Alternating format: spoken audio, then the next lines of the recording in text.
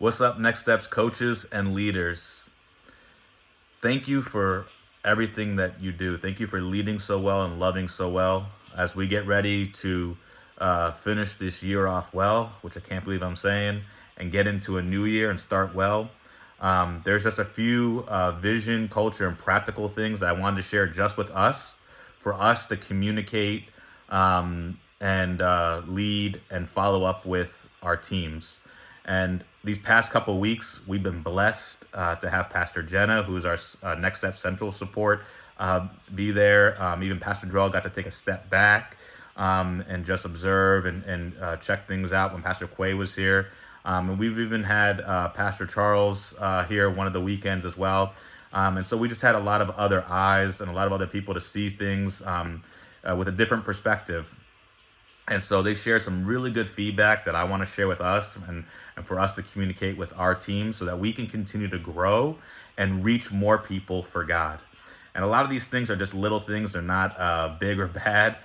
They're just little areas for us to continue to sharpen as we continue to get better, but also as God continues to find us more and more faithful and trustworthy with his people.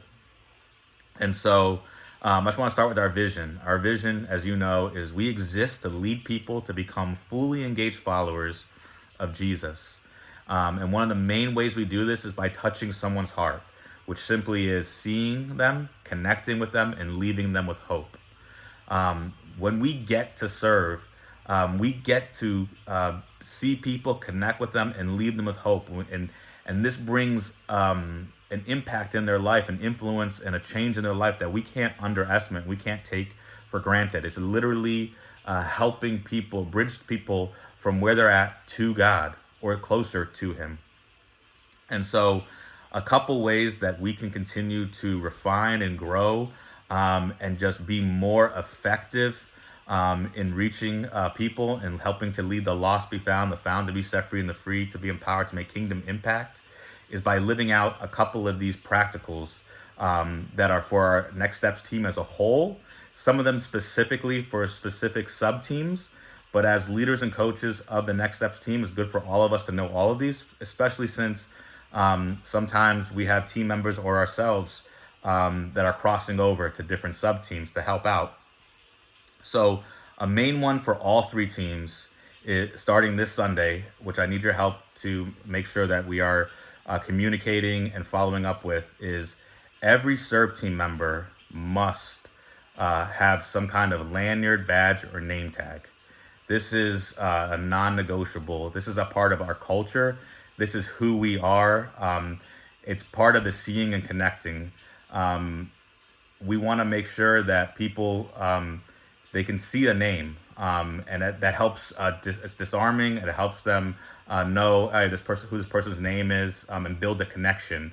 Also, right now it might not seem like a big deal as we are a small family church where everybody kind of knows almost everybody, especially between staff and leaders and teams. However, as we continue to grow and God continues to find us more and more faithful, and we get larger, it's not going to be the case anymore. There's going to be times even when staff members don't know certain serve team members. We want to make sure and ensure that the right people, the people that are supposed to be in certain spots, are in those spots, and not someone who's not supposed to be. So starting this Sunday, let's make sure that we all have some kind of lanyard, badge, or name tag with our name on it, please. Thank you. For our connections team, we got to get out of the tent. I know that it's hot, and I know that, thank God, we're getting into a cooler season.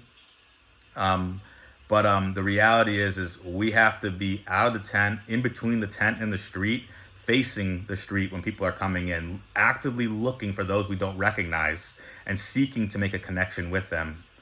We also have to stay away from the sideways conversations. When we do that, we're not seeing.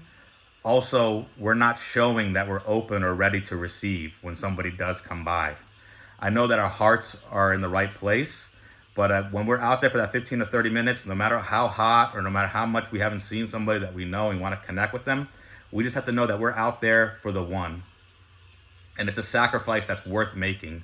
If it means that one person, because I'm sweating out there and I'm focusing out on the street, it means one person's going to come to know God, then I could do it. Then sign me up. I can do that for longer than half an hour, or longer than the allotted time that we're out there, which is a little bit less than that.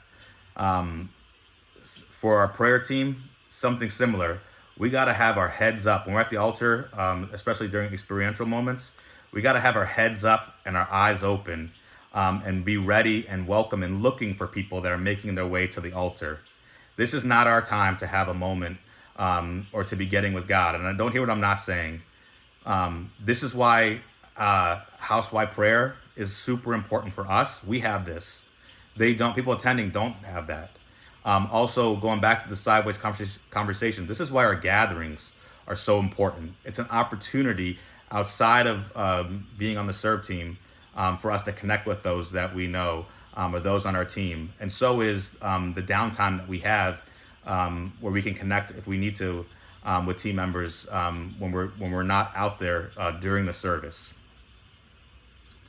One more thing for the prayer team, just being new here minded, especially as we're continuing to grow.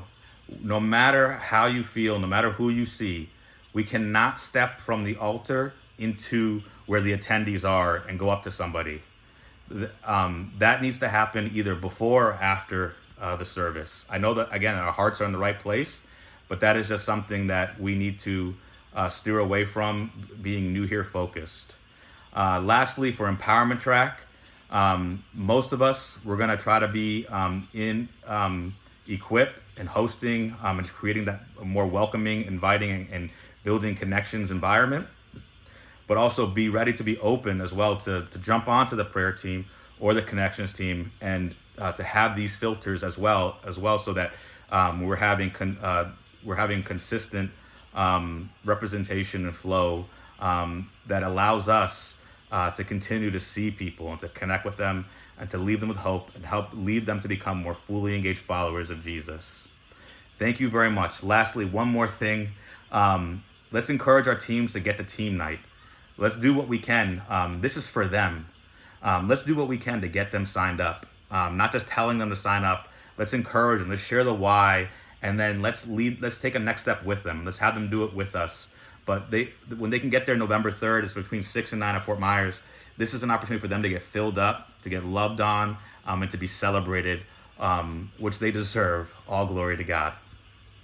I'll be sending the huddle guide soon. Make sure that you're using those, you're digesting those and using those in the huddles. They're there on purpose. And this is for not just for the connections team huddle, but this is for the prayer team huddle, and empowerment track and equip. This is how we will be huddling moving forward. We're looking for unity and consistency as we continue to live out our culture, which allows us to live out our vision of leading people to become fully engaged followers of Jesus. This is why this matters. So I'm sorry if I'm coming off a little bit, mundane, or, picking things, or maybe these things don't seem like a big deal. Altogether, it is a big deal. Individually, over in the present, even right now, it might seem small, but in a year, 2, 3 years, it's going to be a big deal when we see the culmination of either kind of just going through not going through the motion, but kind of just not taking these things seriously, or actually taking them seriously and championing them. And even though they seem small, when they're all added up, we're going to see great fruit. But I also believe, just from being submitted and being obedient, we're going to see great blessing, all through God and all for His glory. So thank you very much for being all in. Thank you for receiving this, and thank you for leading your teams in this really well. Love you all, and excited to be with you tomorrow as we get to lead more and more people to God and closer to Him, all for His glory. See you later.